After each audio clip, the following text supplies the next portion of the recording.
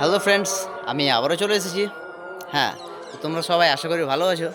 তো আমি যেটা আমাদের ছাদে দেখাবার কথা বলছিলাম, সেটা হচ্ছে এই যে দেখো, তোমরাই দেখো, এই যে ছাদে ছোট্ট করে কয়েকটা গাছ লাগিয়েছি।